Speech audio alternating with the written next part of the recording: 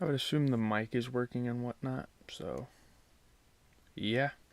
What's going on, guys? GZTV back with another video, and in this video, we have beef. I don't have beef with you guys. Obviously the show is called Beef. Yeah. Let me move this over. Okay, that looks a lot better. All right, that's cool. That's a good camera spot. We were talking about the second episode of Beef, the rapture of being alive. Obviously, there's a lot of issues of like depression going on in the show. You can kind of like sort of decipher what the show is about through the first couple of episodes, which is good that they establish a theme. That's always a. Well, the thing about putting this down here is you guys aren't going to be able to see my stuff in the back. Maybe make it smaller. I don't want to make it that much smaller. Yeah, you guys won't see anything in the back when we do episodes. That's cool. But starting off with the story, so Amy is absolutely pissed with Danny as episode 2 of Beef begins. You know, obviously the fallout from their little road rage thing. She storms back inside and utters a warning to him under her breath. She really looks unhinged and quite dangerous in that moment.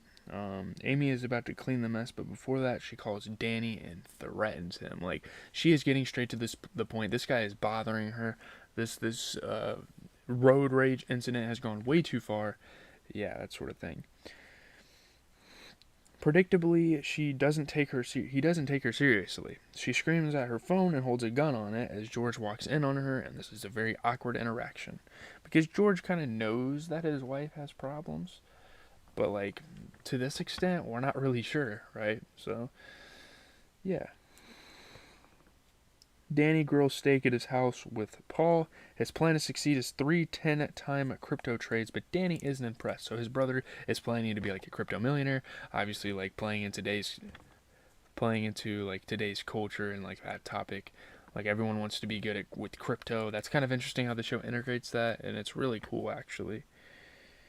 George cleans the bathroom and asks if Amy upset Danny in any way that would cause him to do this. She is upset that he is not supporting her, as Amy posts more bad Yelp reviews for Danny's service. And yeah, like it is just like escalating and escalating and escalating as this series goes on. Yeah, it is. To rile George up, she mentions how Danny said he didn't like Japanese people. I mean, that probably didn't offend him that much, but as a result, they go together to his house. Apparently, that was enough to get him to go. As a result, you know, they go together to his house where they meet the motel owner who took over from the Cho family. Danny says the repayment to Isaac will be delayed, but in retaliation, he asks for the title to Danny's truck. Like, Isaac really wants this money, obviously. He just got out of prison. He can't be getting, like, scammed and shit. This time, Isaac has brought laptop batteries from Busan to sell there, but says their operation is legitimate and he's not going to get in trouble for it. It's completely legal, apparently. Danny proposes to start a new contracting business with Paul, as Amy's reviews have done damage to his previous business. He needs to go by a different name, and they need to get back on the high horse here.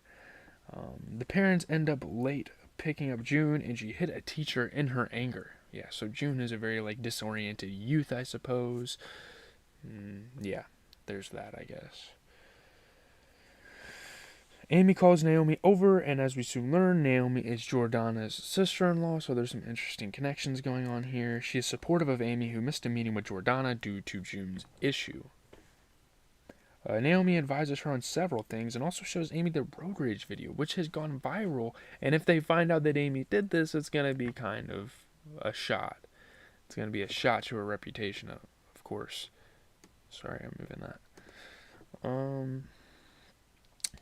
The Cho brothers go to Veronica's place for help, whom we find out is actually Danny's ex-girlfriend. They don't find help with them, but she invites them to church. So Isaac informs Danny about George and Amy asking about him. Danny leaves a hilarious warning via voicemail for Amy. It really is. She isn't flustered one bit and makes a fake Instagram profile to woo Danny. She uses me as photos, her one of her employees, which is really fucked up. And while doing so, strangely finds George has liked all her photos. So yeah, there's an interesting little love, like whatever shape you would call it at this point. Looks like a damn hexagon. There's so many pieces. She gets a response from Paul, a topless selfie of himself. The brothers go to Esther's house, whom Veronica referred. Paul is convinced Amy's fake profile is real, but Danny isn't. It's got to be a fucking bot, right? Why? Again, in this day and age, why would some of these be real? Upset, Jordana leaves Fumi's exhibition when George won't sell her the chair Fumi made and puts it on display. This is like one of the most iconic pieces, apparently. Yeah.